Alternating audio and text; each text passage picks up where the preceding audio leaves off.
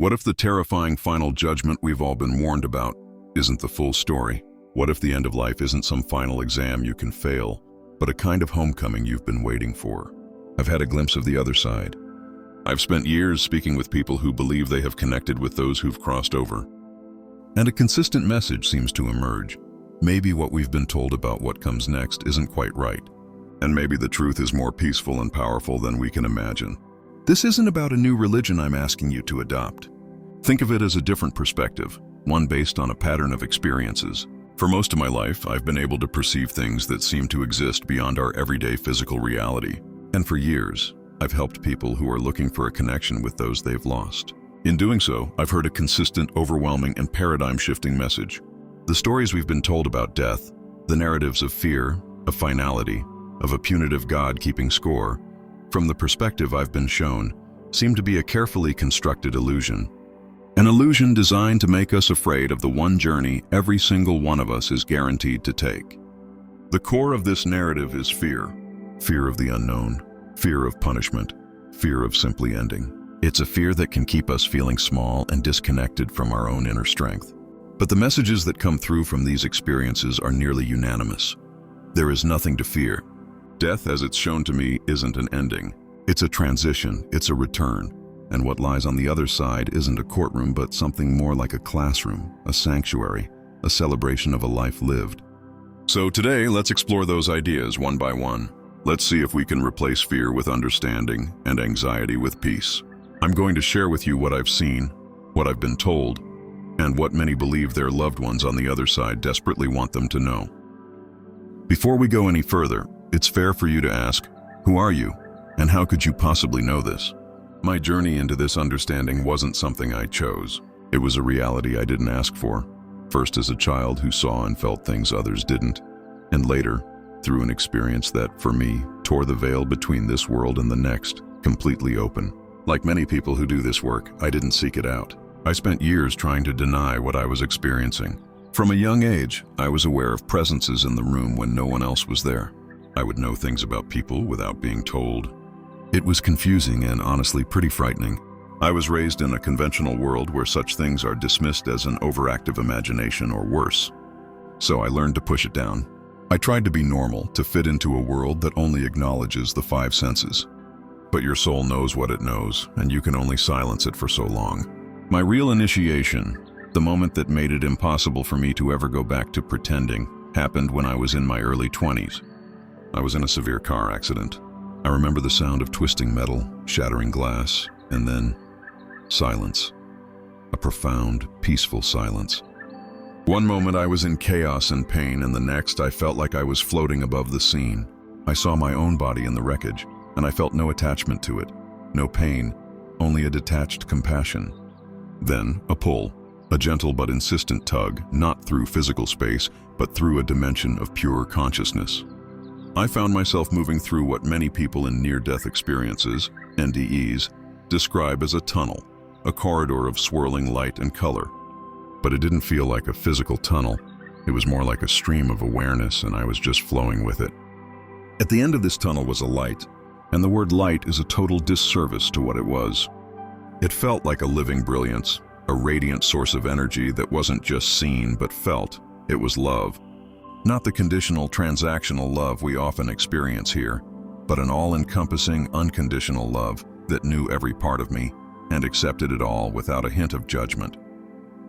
It was the feeling of being completely known and completely loved, the feeling of coming home. In this space, I wasn't alone. I was met by what I can only describe as beings of light, souls I recognized not by face but by their essence.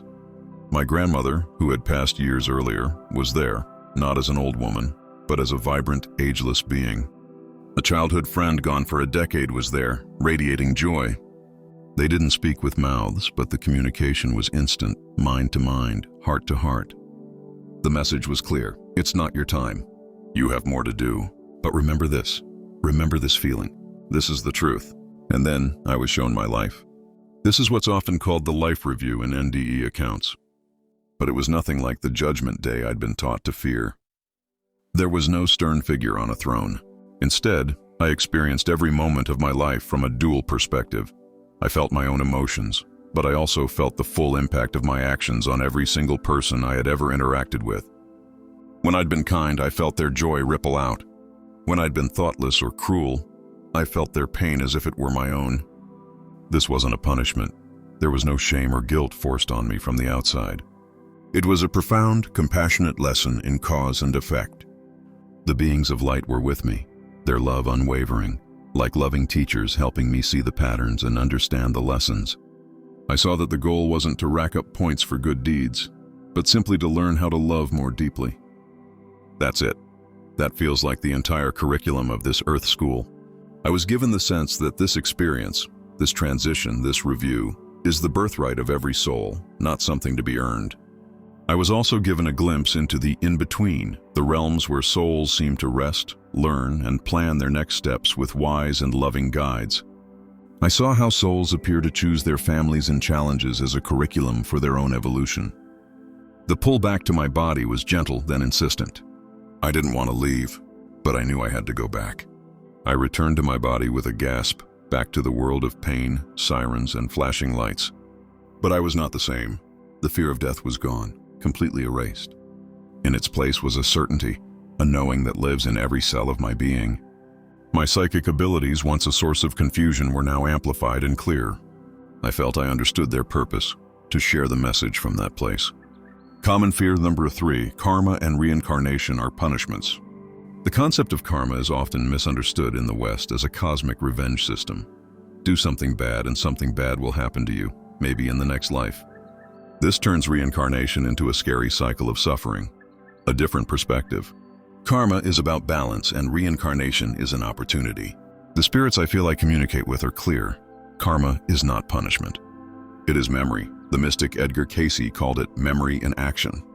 Your soul carries the memory of every experience and intention, creating an energetic imprint. Karma is simply the universal law of attraction drawing to you what you need to experience in order to heal and balance those energies. If you hurt someone, the idea isn't that you'll be punished by being hurt in the same way. Rather, your soul, in its deep wisdom, might choose to experience that energy from the other side, not for revenge, but for empathy, for understanding. This leads to the truth about reincarnation from this perspective. It's not a punishment, but a choice made by a brave soul.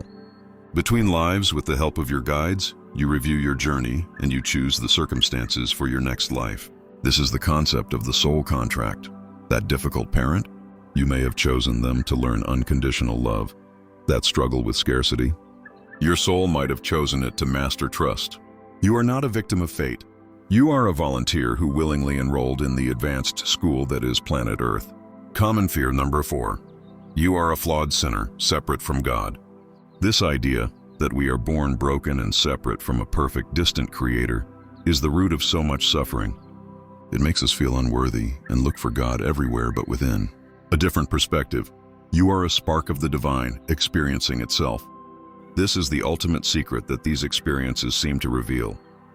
You are not separate from God, Source, or the universe. You are a fractal of the divine, a wave in the cosmic ocean.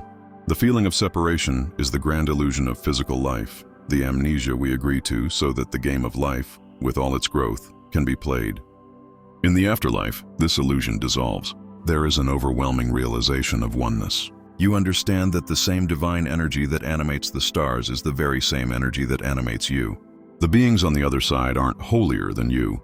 They've simply woken up from the dream of separation. They see you not as a flawed human, but as a divine being on a heroic journey of remembrance. The great lie was telling you to look for heaven out there, when it has been within you all along. So when I speak of these things, it is from my direct, lived experience. Now, science has other ways of looking at this. Neuroscience often hypothesizes that NDEs are subjective phenomena caused by disturbed bodily multisensory integration during life-threatening events, or a cascade of neurochemical releases in a dying brain. But for researchers like Dr. Bruce Grayson and Dr. Pim van Lommel, who have studied thousands of cases, the consistency of these accounts and their transformative power challenge us to think more deeply about the relationship between the mind and the brain. This life may not be the end, but just a single precious chapter in a grand eternal story. The foundation of fear is often misinformation. For centuries, many cultures have been fed a narrative of death that seems designed to control, not to enlighten. Let's explore some of these fears and contrast them with the empowering perspectives that I and countless others have encountered. Common fear number 1, death is a final terrifying judgment. We've all seen the imagery. Pearly gates, a stern figure with a giant book, weighing your every deed. This view positions death as the ultimate test you can fail, and God as a cosmic judge waiting to punish you. A different perspective. Death is a transition to a loving educational review. The reality that is consistently described in NDE reports is profoundly different. Death isn't an ending. It's a shift from a physical state to an energetic one. Think of it like taking off a heavy coat you've been wearing for a long time. The soul, the essence of who you are, isn't extinguished. It's liberated. The first sensation nearly every soul reports is one of relief and freedom. There is no sudden confrontation with an angry deity. Instead, what occurs is the life review I described.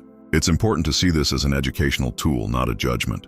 The purpose isn't to make you feel guilty. The purpose is deep understanding.